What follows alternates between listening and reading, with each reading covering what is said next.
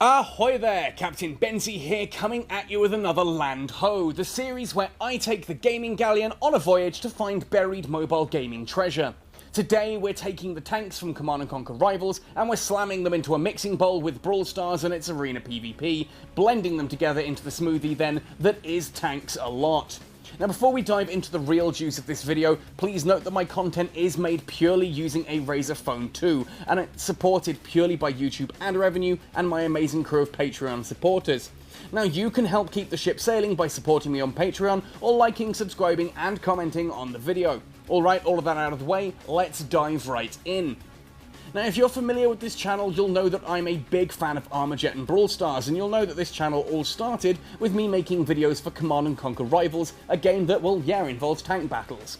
At surface level, Tanks a Lot is a mix of those games, Armajet and Brawl Stars for its competitive PvP combat, but with a lot more customization. And if that's where you want to stop this video and go download the game, well, go for it. That description isn't really far off what Tanks a Lot is all about. If you're still here though, let's take a deeper gulp of that smoothie. Tanks a Lot is a team-based competitive PvP arena game. Two teams of three duke it out in an arena in various different modes. There's Deathmatch, where the team with the most kills at the end of the timer wins. There's Headhunter, kind of like Deathmatch, where you score points for kills, but the higher your kill tally, the more points you're worth when you're killed. Then there's the prerequisite football mode, where teams battle out in the middle of a pitch and try and fire the ball into the opposing team's goal. And of course, like every other game released since 2016, there's a Battle Royale mode. Thanks, Fortnite! Between matches you can customize and build your tanks to different specifications. I quite like the big heavy turrets that do massive damage, but there are shotgun turrets, grenade launchers, Gatling guns, flamethrowers, Tesla cannons and even ice rays. Of course, the difference between a turret and a tank is mobility, and there are a plethora of different types of propulsion for your tanks, which range from tracks, wheels to various different legs, whether those be bipedal or spider-legged, multi-legged monstrosities. Each of these have their own positives and negatives. Some may give high defense at the cost of mobility, some may be agile but unable to mount the heavier turrets, and many may incorporate different secondary effects like laying landmines or having a built-in radar that allows you to see into the bushes. There's a turret and propulsion combination for almost every playstyle, and then you can add your tank pilot for additional bonuses and customization options too. This adds a huge variety to Tanks a Lot, and I've had a lot of fun with both fast-moving flamethrower tanks, slow-moving artillery, and maneuverable heavy hitters. Team composition plays a big part in the game, and understanding the effects that you can have on your opponent and how to play well as a team is absolutely vital. The Tesla cannon, for example, can stun opponents' turrets, stopping them from firing, allowing you to swoop in and help one of your teammates escape from certain destruction. This does have a flip side though. As a form of progression, Tanks a Lot gradually introduces new turrets, tracks and pilots through loot box card rewards, and if you collect enough cards for a particular piece, well, you can use the gold you earn in-game to upgrade them. This does, of course, mean that you can dump a large wad of cash into the game early on to really level up your tanks and equipment and stomp your way up the leagues, but there is going to come a time where your purchased big guns start to lose to players more skilled than you and are able to outmaneuver you and your team.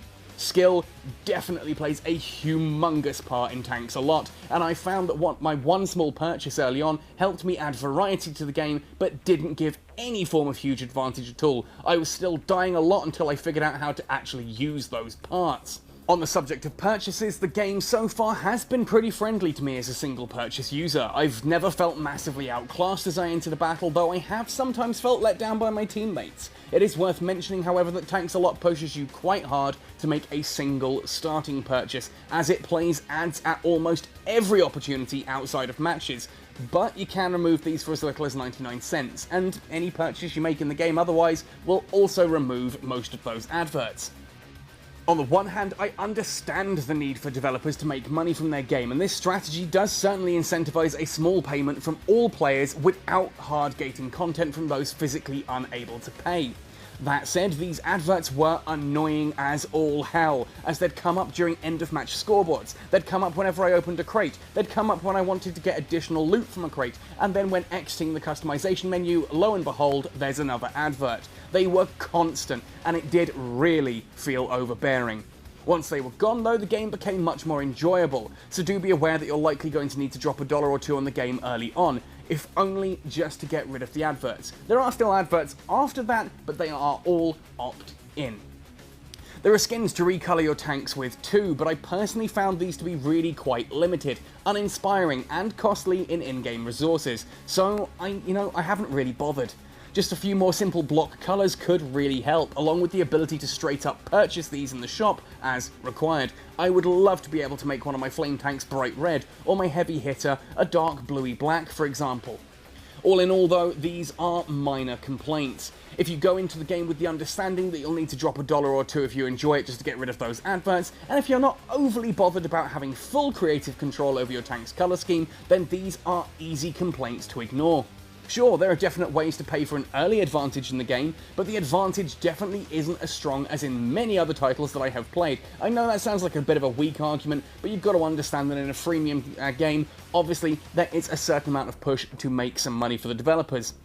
What I'm saying here is that I've been matched against players with equipment far beyond what I've unlocked, and I've still managed to pull a comfortable win out of it. At top tiers, perhaps this will become more problematic, but it certainly hasn't appeared so as of yet, and I'm having endless fun blowing up enemy tanks in various different combinations of my own. I would wholeheartedly recommend to you guys that you give tanks a lot a try for yourself. You might find a new favourite game, and if enough of you enjoy it, well, let me know down in the comments section below. I may even start making videos for it. You know the drill, give me your thoughts down in there, and we'll see where it all goes from here. Anyway, I do hope you enjoy the game.